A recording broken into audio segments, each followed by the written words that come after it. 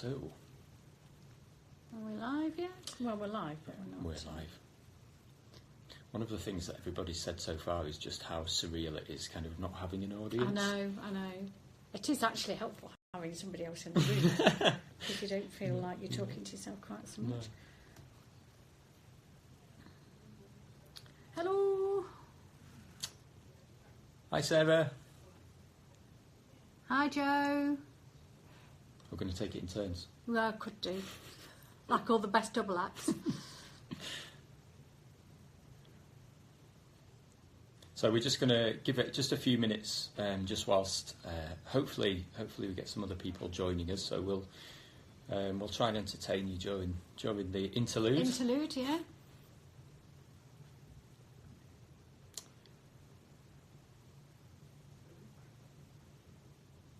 I'm looking forward to this. I think it should be good fun. That's not in doubt, I don't think. Hello. Hey, Steph. Hiya.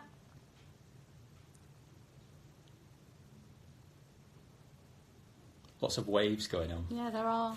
We ought to wave back. It's impolite not to return it.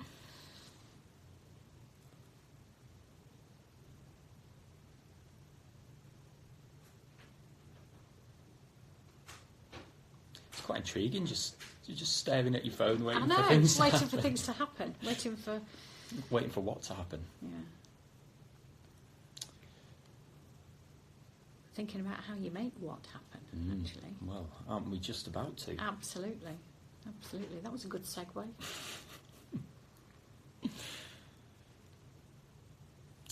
Cool. What time are we on?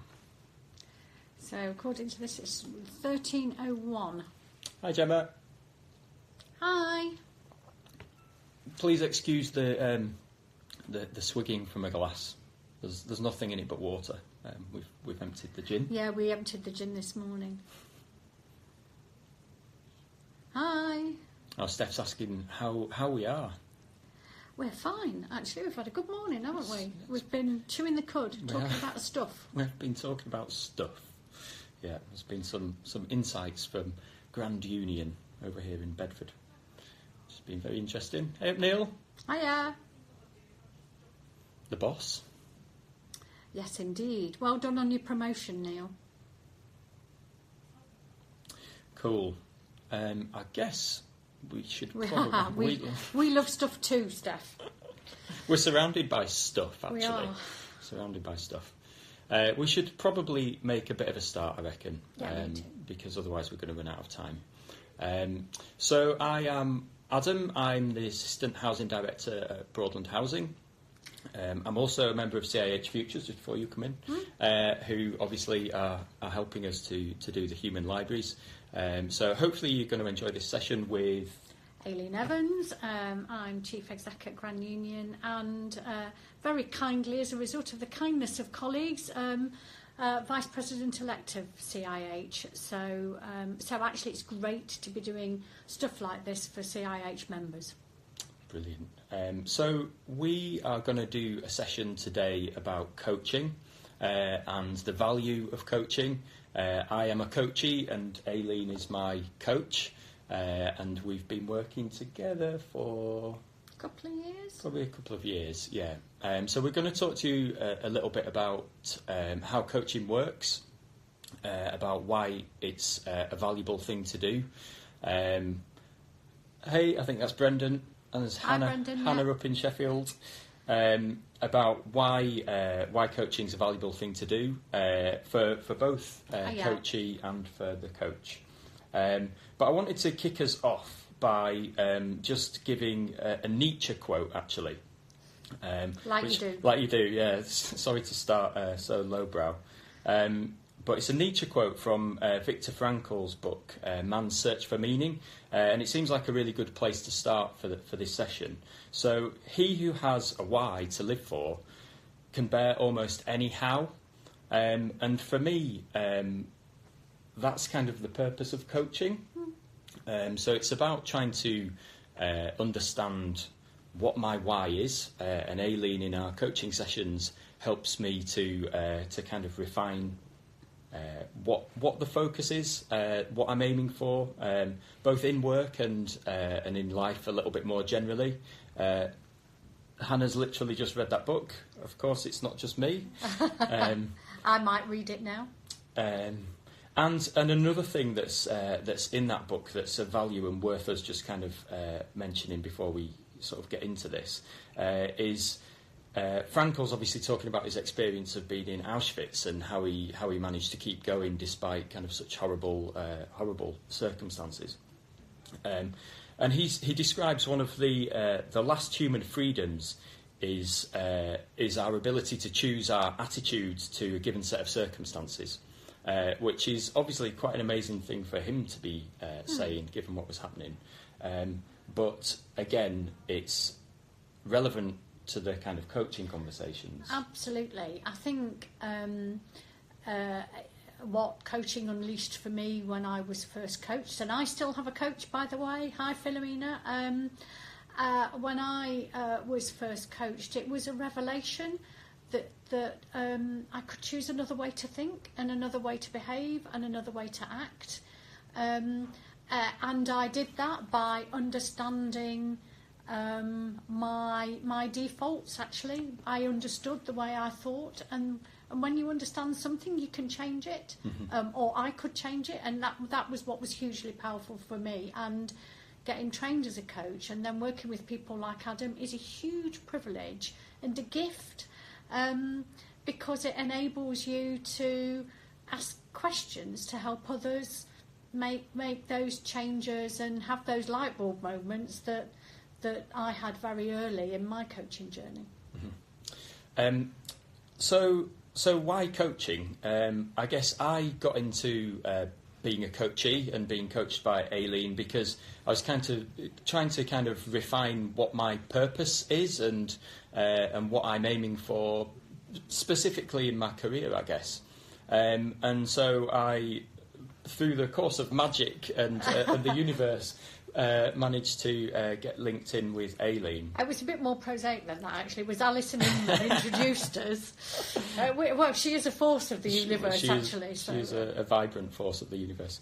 And coaching's enabled me to kind of start and really address where I'm going and what I want to help you get from A to B. It certainly does help you get from A to B. So it's helping me get focused on kind of where I'm heading and how I go about it. And sometimes I'll turn up to a coaching session and Aileen will say to me in her way, so what do you want to get out of this session? And it sort of feels like I just waffle, actually. But then Aileen prompts me with some questions and starts to kind of challenge, perhaps not necessarily challenge the way I'm thinking, but enables me to challenge my own thinking. It is about a broader introducing people to a broader ways of thinking. Yeah, which enables me to leave a session feeling pretty clear about what I'm doing and why I'm doing it, and pretty fired up actually to take that away and do something about it. So it's helping me to kind of connect with all of those things that that are really important to me. And helping me to kind of steer a course to to hopefully having a really, really good career, but bigger and better than that, having a really valuable and good life. So that's big, actually. That's quite big. So, what do you come out of a coaching session with, Adam? Absolute clarity, and it. I guess over the course of time, it might start to kind of wither, and I might start to kind of drift from the course that I'd kind of just, that had just been brought to mind. But I leave a session with absolute clarity about what I'm doing and the reasons why I'm doing it.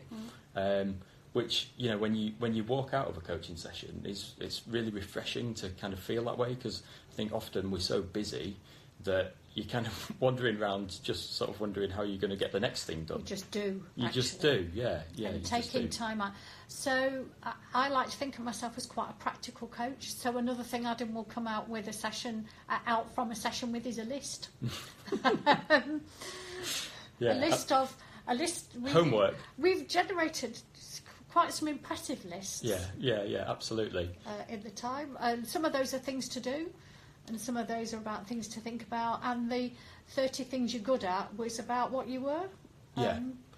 So thinking about the skills that I've got, and what's the evidence of that. So Aileen really challenging me to kind of own my own skill set and my abilities. So doing the same kind of listing with what I'm able to do and the strengths that I possess, and that's really important. Sometimes we all lack a bit of confidence, but actually to have somebody else go, you tell me what you're good at, and to be able to draw upon that yourself is pretty amazing. But sometimes it does just need somebody else to kind of guide you into, to being able to identify what you're really good at. And sometimes then it's about that really listening and saying, well, what I just heard you say was that you behaved with real integrity there. You did something that was really difficult and you did it really well. So it's not necessarily about how... the thing that somebody's telling you about. Actually, that's not the job of a coach, is to judge or evaluate the thing. It's to think about what are the qualities and what are the skills and what is the thinking and what is the person that sits behind those things. Mm-hmm. Because when you understand that Adam, for instance, will always tackle difficult things, he'll think about the way he does it and he'll tackle them with real integrity. When you identify that somebody can do that once, then you can invite them to think, and what are the other things in your life that might need that approach, might need you to think, okay, so I did that really, really hard thing, I can do this one. What do I need to think? How do I need to think about it in order to be able to do it? And Adam's highly visual, so I used props with Adam. So we've got some here, haven't we? Yeah, we've got some here. So Aileen likes to prompt me with visual cards like this. So on the top of it says courage and bravery, and on the back of it are some little prompts. I know it's probably going to be backwards for you guys, but Aileen plays to my strengths, so she uses visual stimulation to help me kind of engage with any issue that I'm sort of facing. One we haven't used yet that we will do soon, because actually Adam's seen it today and likes it, is our blob book, which invites people to think about where they are on the tree in a given situation. So Adam really likes that one. Yeah, so I think we might be buying you a blob book. Yeah, I think we will. One of the things that I thought it might be useful for us to cover is the difference between coaching and mentoring, which obviously CIH offer a mentoring program, which is really valuable and really good. But for some people, maybe you just don't have the distinction about what the difference is. So what would you describe the difference between coaching and mentoring? So in a session with you, I will ask permission to mentor, because actually what you've done is you've come for a coaching session, and the coaching session is about helping Adam or whoever you're coaching find their truth and their way. And mentoring is about saying, well, I dealt with a circumstance like this, and from my experience, and what I did was. So mentoring is about giving people advice. Actually, coaching is absolutely about helping people find their own truth. And so occasionally in a coaching session, I will say to Adam, I might have a bit of insight to bring there. Would you like a bit of mentoring? And actually, if Adam said no, I'd carry on and coach. And, if he says yes, then I'll say, so when I dealt with a circumstance like that, this is what I did, this was the result I got. So it is really the difference between helping people find their own way and giving a bit of advice.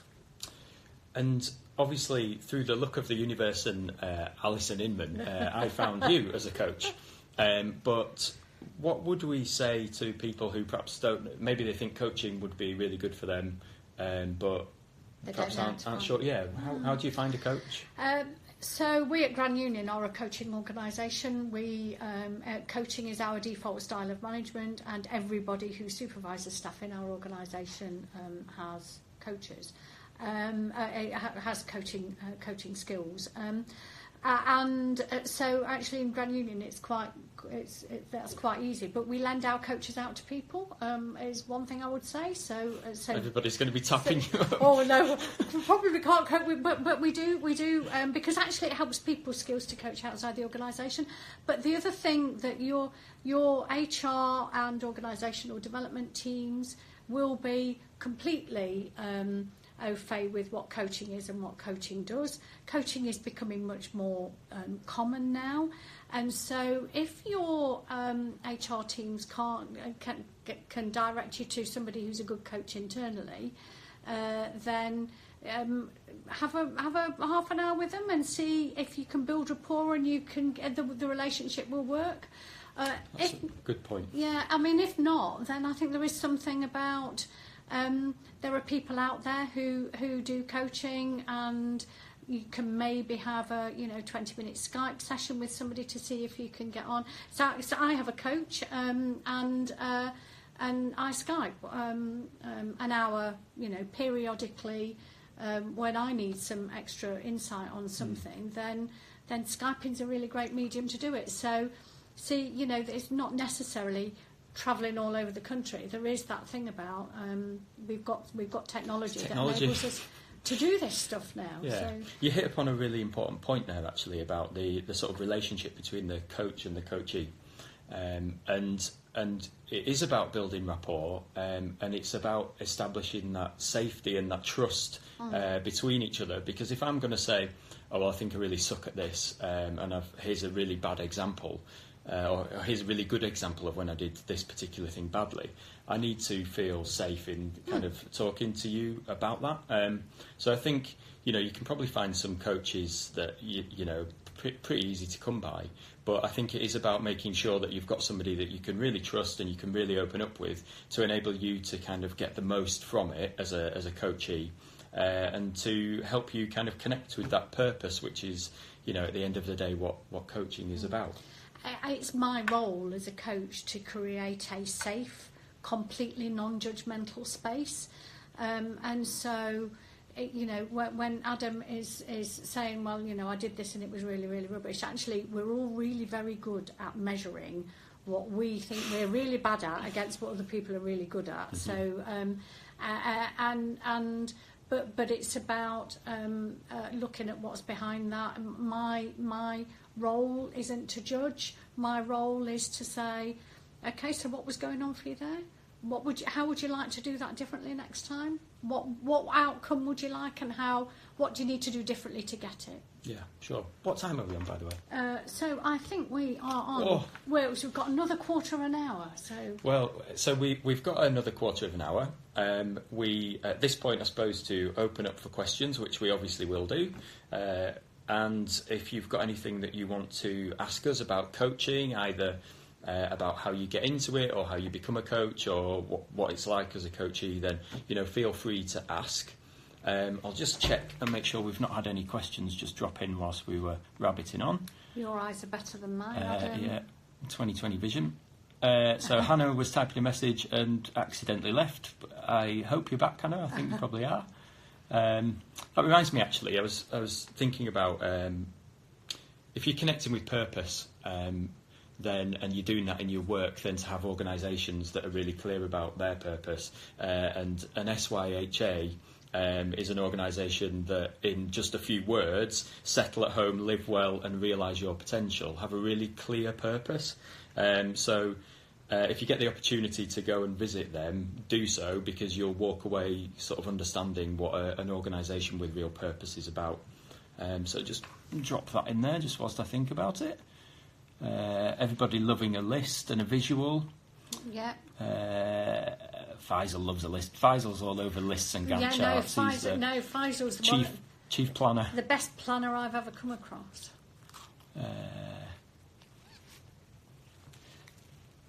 Faisal waffles a lot. I've never heard that from you, Faiz. Let's have a little look. Faisal has a coach and he's found it very useful. That's good. Good. Love Grand Union's approach to coaching. Big fan of cross-organisational work. That's Neil. Yeah.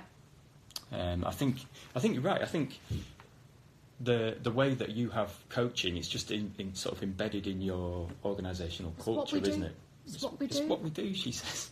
Well, because we know that what we do matters. So our housing team coach.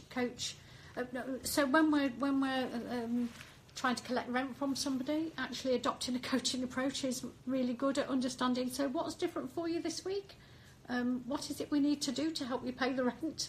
Yeah. And you know, that sounds all touchy-feely. Actually, our rent arrears figures are stonkingly good.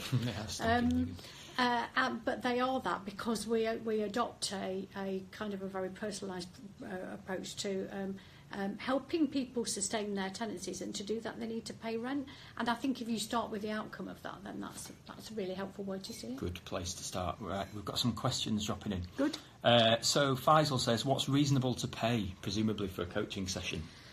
Oh, well, it depends. So there are coaches that charge hundreds of pounds, and they will be. And I guess it depends why people do it. So I don't do it for money. I don't charge people, and actually that does enable me to say, and I can only devote this much time to it. So, you know, I'm aware of a couple of coaches that will charge sort of £200-300 for a 2-hour session. Everybody's rushing out to train as a coach now. But they're absolutely at the top end of what they're doing, and they're doing it day in, day out, and they're doing it with some very high-profile executive people, and more reasonably, you know, probably between £40-80 a session, somewhere around there. So it's a sort of slight aside, but as I've talked about through some of my blogs, I engage in psychotherapy as well as coaching, just because I love being in touch with who I am and what I'm about, and that's around sort of £50 an hour. So I think if you took that as a benchmark, that's probably pretty good. And really, you get somebody all right for that? Yeah, really good question here from Gabby. So do you think coaches, mentors have an expiration date, so to speak? It's a good question. Yeah, no, I think it is. I think, so Adam and I, whilst we are in this coaching relationship... Bye, Neil. We haven't seen one another often. No. It's been as and when. I think as a coach I wouldn't want to encourage dependency. No. And my... and if I thought that was happening, then I would diplomatically and respectfully end the coaching relationship, because actually the purpose of coaching is to enable people to grow and create their own future, not to have somebody that they have to ask all the time before they'll do something for themselves. So actually, we've probably seen one another on very few occasions in that period of time. You're right, and that sort of picks up Sarah's question. How much time do you invest in being coached? So as you've said there, we've maybe had a handful, maybe 4 or 5 in a couple of years. But it's as I start to identify, I'm a bit unclear about this, or I'm not sure, I feel off purpose, I guess is the clearest way of saying it.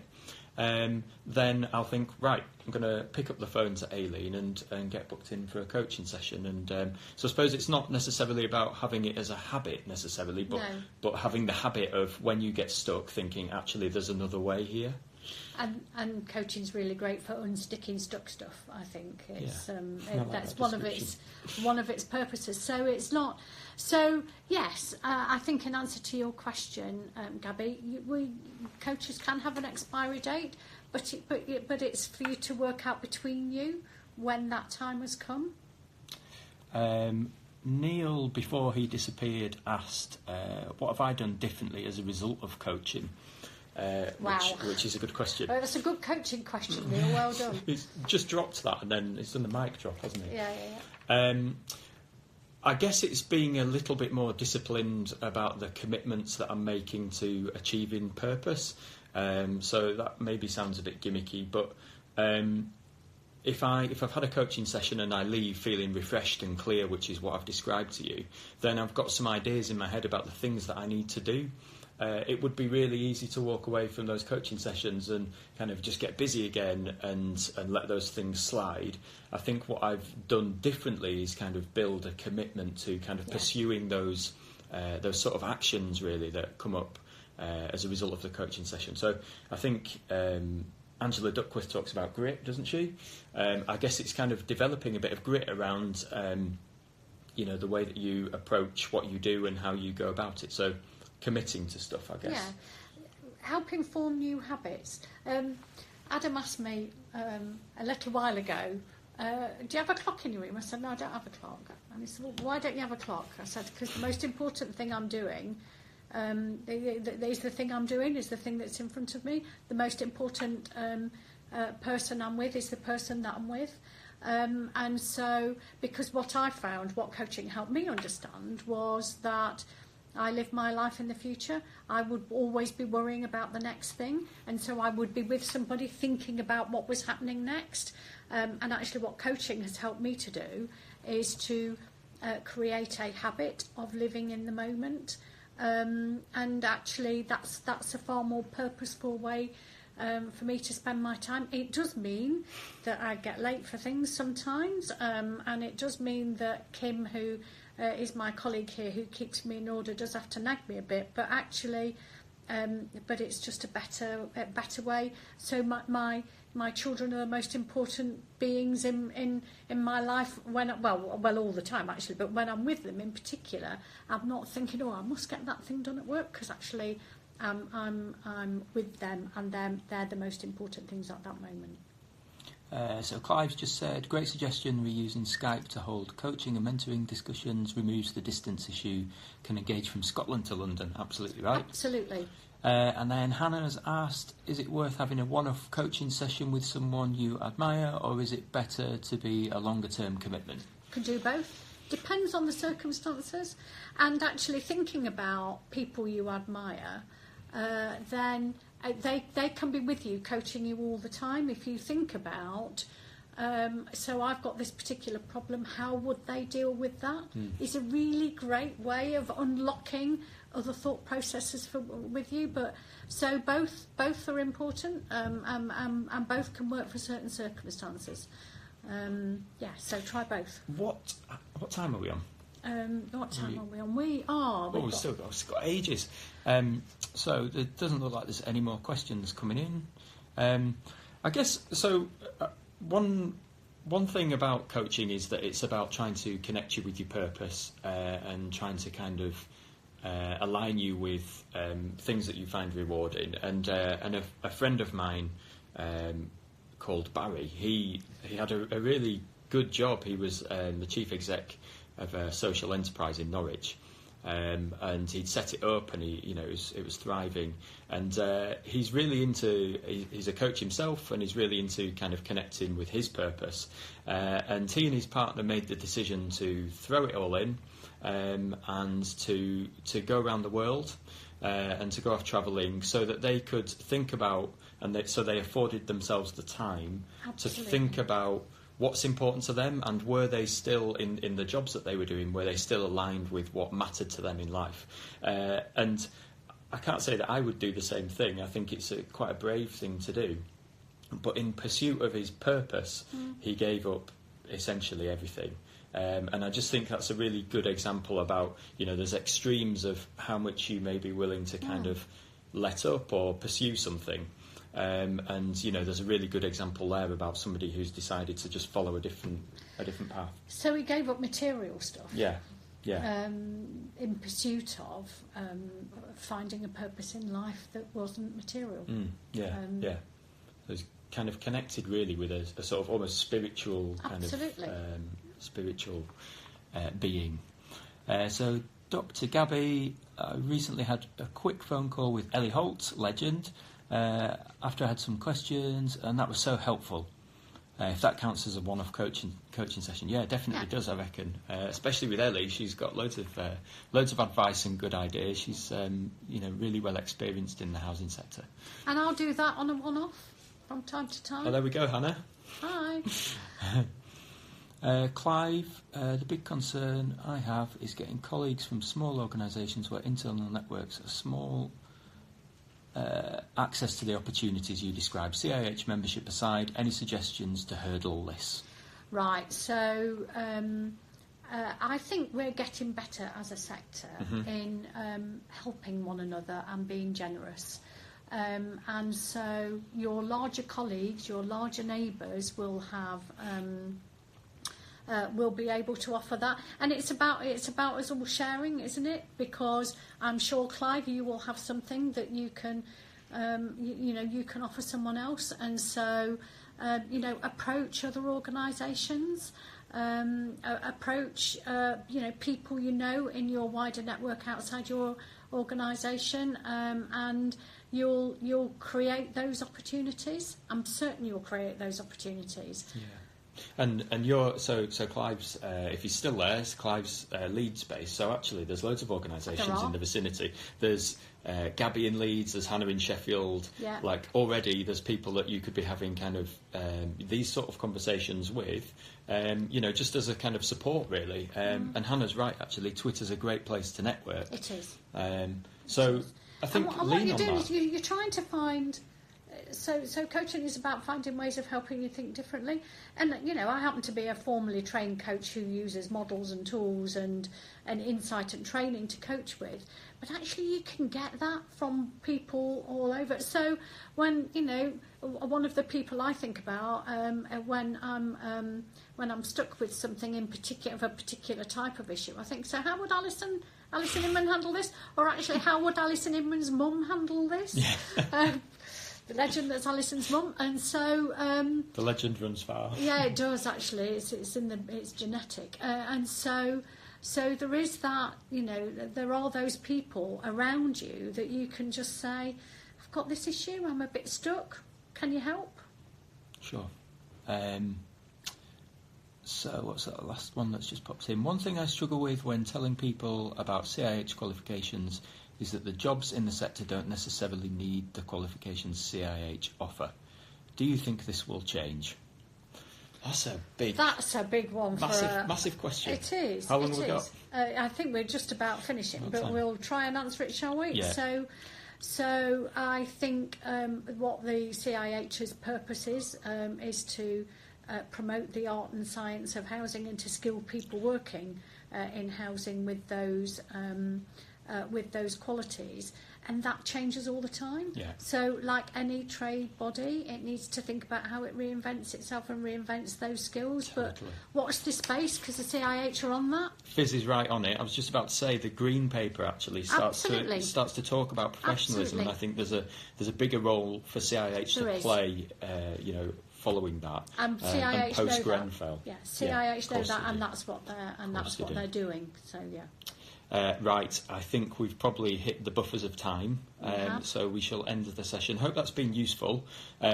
We'll probably share a few resources and things on our Twitter accounts, and link you to anything that we think might be helpful, which is relevant to this session. Hope that's been useful. Yeah, so, and tweet us. I'm Bushbell on Twitter. Add Clarky. Add Clarky. So tweet us if we can help. More than happy to help. Likewise. Take good care. Cheers. See ya. Take care. Bye. Great.